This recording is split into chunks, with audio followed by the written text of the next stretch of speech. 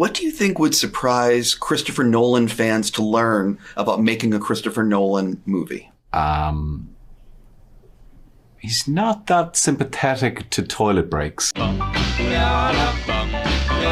You and Christopher Nolan are thick as thieves, but it took 6 films and 20 years for him to give you a leading role. Yeah. Is that something that you feel you're in the long run for? I mean, this process went pretty well.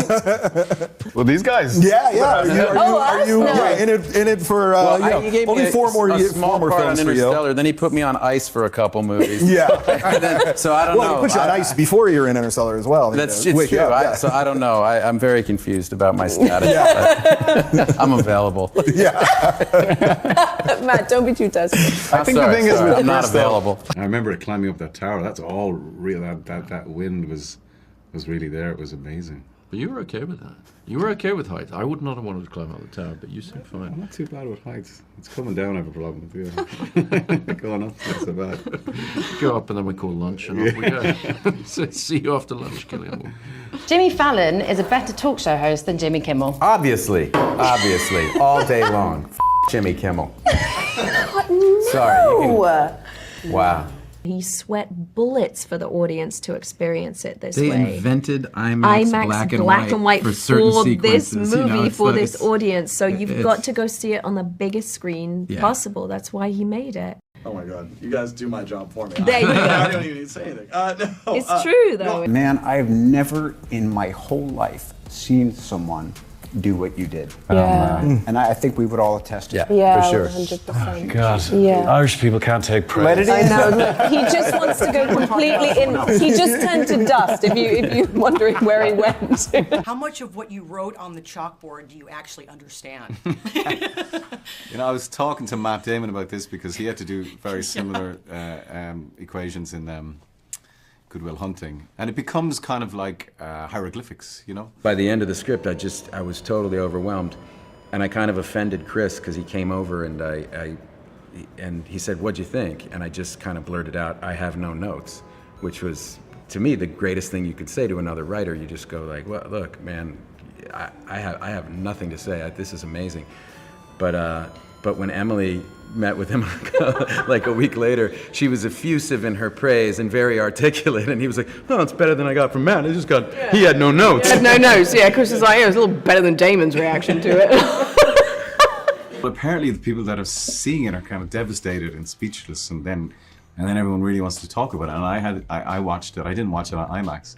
I will, but I had the same experience. I wanted to be there in that room myself and imagine what is it like to push that button, knowing that there's even the smallest possibility that you might be ending life on Earth. And they still push it. And they still push it. Did you work together before? Yeah, did you know? How dare they? How dare you? He's dressed I'm as his dressed character. very much like the guy I played in the Adjustment Bureau. The adjustment. Oh my God! What did someone call it the other day? Someone said, "I loved you in the Attachment Bureau." or the Adjustment Bureau. Hey, I like the Adjustment Bureau. So do we. Come on, we love Do your it. fedora, do you? I loved that you guys did this film together because I know you are neighbors, you are friends, you go way back. Did you meet on the Adjustment Bureau? Yes, we did. Yes, we did. Sometimes we just see each other across the street and we go like that. That's like what fans want to hear. Oh, so thank you for saying that. People are clamoring for Adjustment Bureau too. You know, just crying out for it. It was funny. I think a lot of us ended up looking like the characters. Worryingly. Yeah, worryingly like the characters. You know, we kind of ended up like owners start looking like their pets? Yeah, kind of. Adjustment Bureau 2 coming. Come on, we'll be fine. Here we go. Have you seen it in IMAX 70? I've not seen it in IMAX 70.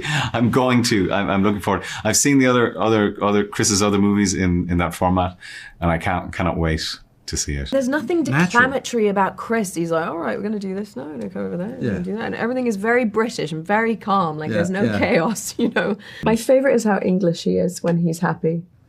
You know, it's my favorite. He's like, yeah, good, happy, yeah, okay, moving on. Let's go. And you're just like, was it good? You know. That's Chris at his happiest, by the way. Yeah, That's exactly. like, you know, the scene went well. How about your conversations with Chris? He called me and said, "You are not Oppenheimer. Cillian is." And I said, "That makes sense." Yeah. Did you guys get the 3 dozen yellow roses 2 days in a row? No? Oh. Mine was a slower courtship process because he knew for sure I was going to say yes no matter what. We were in New Mexico together, We so were. we had dinner every night. So many margaritas. And I feel like I owe so many margaritas. Really? Yes. Pray tell, because I've heard that you have likened the experience on this set to summer camp. So how so? But the most Were you having focused- margaritas at summer camp? Yes, that's what happens at summer camp, isn't I it? hope not. What is a moment from one of your earlier films that you didn't get to shoot in IMAX that you most wish you could have had an IMAX camera for? Wow. We didn't meet till Oppenheimer. Till this, yeah. But you guys. Till this interview, yeah. Matt Matt doesn't do off camera. I didn't know if that was public knowledge, but And I don't want other actors around when I'm on camera. Well, I didn't realize how much weight you lost until I think I saw some of Peaky Blinders right after we wrapped and thought, who's that porky chap? Yeah. It's like, British food is better than American food. wow! Yeah. Have you ever had a lovely roast? Sunday roast? Do you know you're known for having horrible food? It's like a thing. Do you know what I don't like eating? What? Cheeseburgers and nuggets all the time. Okay, that's And all we everything's have in fried. America? That's all you have. You know That's what's it. great about America? What? We are a melting pot of all the other countries. So Do you not all think their London best is? Do you not think food- we are? Do you know what the number one most eaten food in England is? Would you like to know what it is? Would you agree to know what it is? It's a chicken tikka masala. How cultural is that? Next question. Do you think his interpretation of this Indian scripture still holds true for humanity and like our relentless pursuit of all things new? Oh, that's a good question. It was an heroic effort watching you play this guy, man. Well, I think you're very kind. No, I think that I guess I get embarrassed. If you could experience any movie again, theoretically, any movie again or for the first time on an IMAX screen, what would it be and why? Lawrence of Arabia, maybe. If you could theoretically experience any movie for the first time or again in IMAX, what would your choices be and why? Lawrence of Arabia. Jaws. I would go Lawrence of Arabia. Yes. I movie would- holds up. My Yeah, God, does it hold up? yeah. It's brilliant. It's brilliant. But I would love to see that on IMAX. Mr. Murphy said the exact same thing. Did he? Yeah. What keeps you up at night, and how good are you at sleeping? Because I would imagine making this film causes you to have some sleepless nights. Yeah, I actually sleep pretty well. He said, how long will it take you to read this? And I said, how long is it? And he said, it's 3 hours. I said, I read scripts in real time, so I don't race through them. I'm going to read it at the exact pace of the movie. And he goes, when are you going to start? And I said, 9 a.m. And he said, I will be here at noon. But had negotiated extensively with my wife that I was taking time off, and I actually had enough foresight. I had been in Interstellar, and then Chris put me on ice for a couple movies, so I wasn't in the rotation. He just wasn't very happy with But I your actually performance. negotiated in couples therapy, this is a true story, the one caveat to my taking time off was if Chris Nolan called. My team and I had fun asking an AI, ChatGPT, to come up with the title and synopsis of a movie in the style of Christopher Nolan. We'll see what that means. Nexus, in a futuristic society controlled by artificial intelligence. That's a very vain for an artificial intelligence to come up with. He must find the core of the nexus to save humanity for the relevant script of the AI.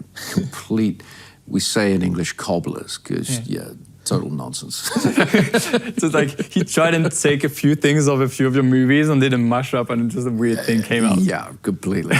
We also tried doing like a poster, which was okay, but more looked like a comic book poster than a real movie. Do you feel inspired by those? I'm not sure. Not massively inspired, no. What would be the thing you want people to watch first if they've never seen your work? Oh, that's a good question. McDonald's breakfast should be available all day, every day. Of course it should.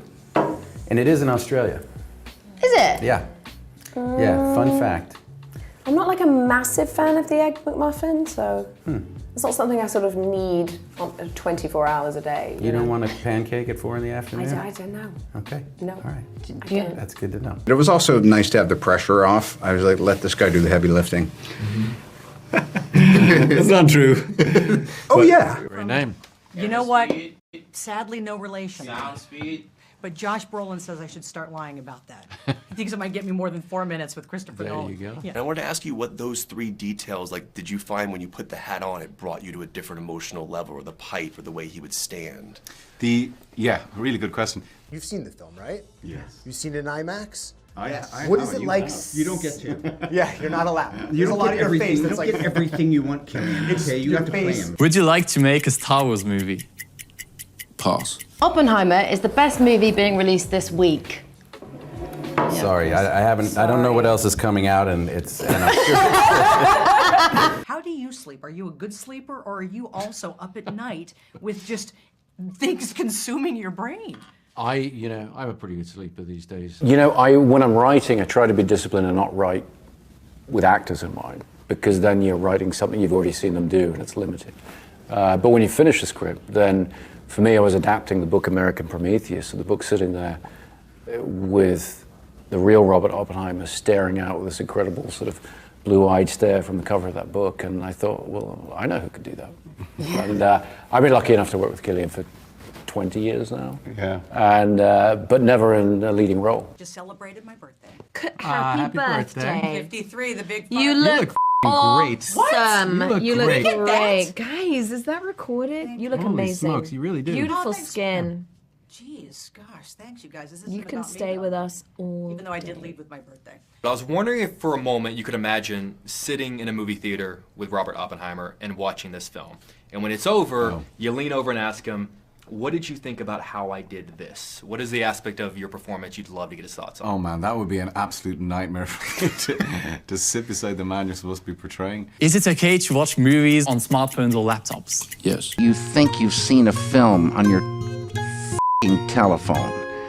Get real. Your hair's the best I've ever seen. Oh, keep going. Yeah. My first question is, what do you think of my hair?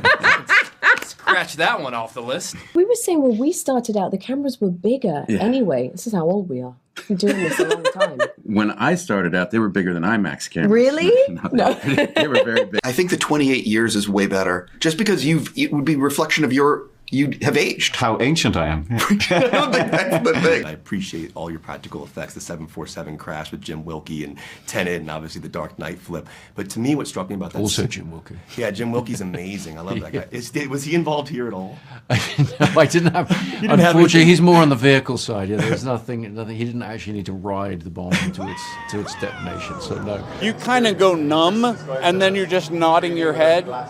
But I've seen him around throughout the years. For a minute, he was on the other team. He was a DC guy, and I was a Marvel guy. You brought it up. There is a Marvel-DC divide. Was that ever playfully alluded to between you two?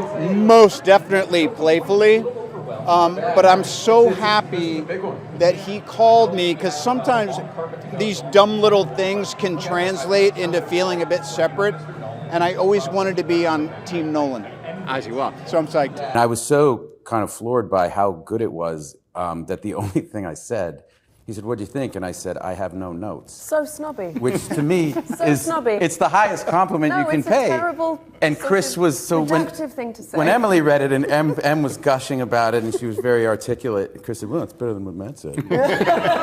It kind of grabs you by the neck from the first frame, and you're kind of in it. Yeah. And it also kind of sometimes has a kind of horror elements to it. Did you feel that? You know what I mean? The look in your eyes sometimes. Well, we always shoot, no matter what the weather. Yeah. We don't stop, we don't wait. I mean, on Interstellar, they kicked us off the glacier finally, we shot in the car park, And the shot, which you said wouldn't be in the film, is actually it's in the movie. You were right. You were right. I love this too because all of you maybe get that shock moment. I guess you maybe text or calls all of you to get that. No texting. No texting, sorry. No texting, excuse me. Texting. I don't know why I got so digital. Who am I talking to? The only thing Chris would do by text is his daily calorie count. Oh my God. At what point do you guys know that a movie that you're in is important, is going to be talked about after you're gone? When Chris Nolan calls you up, yeah. and says, "Hey, do you want to meet Chris Nolan?" Yeah. Like, I am in a very important movie. And Chris is so relaxed. He finishes and he goes, "All right, what do you think?" Yeah, like when he's happy with something, he goes, "Yeah, happy, okay, moving on." Yeah. And it's just like it's done. But if you're like, "Can I have one more?" Yeah, sure.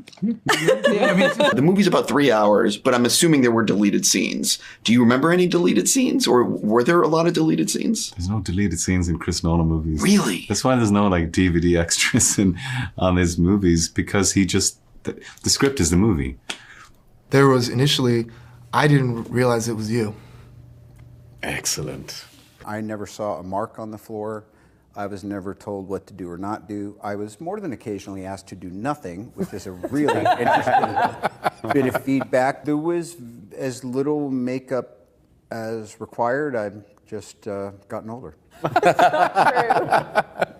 Can we cut that out? A couple of years later, I went to buy the box set of Peaky Blinders, and on the back it said, Cillian Dunkirk Murphy. And it's like, job done. I read the script, I was mind blown, and then Chris said, will you do it? It was huge, you know, jumping into this rather tempestuous couple. That I remember Chris saying when we did the camera test, we were in our prosthetics, and Chris went, God, I'd never want to have them over for a dinner. That would be so, oh my God, honestly. I wouldn't want the Oppenheimers coming over. Are you an antique guy? Love it. Do you? A little bit. How do you know when something's good? You know, you feel like you need it. Did he bring you a gift? Did you bring him a little something? Yeah. It's still being created.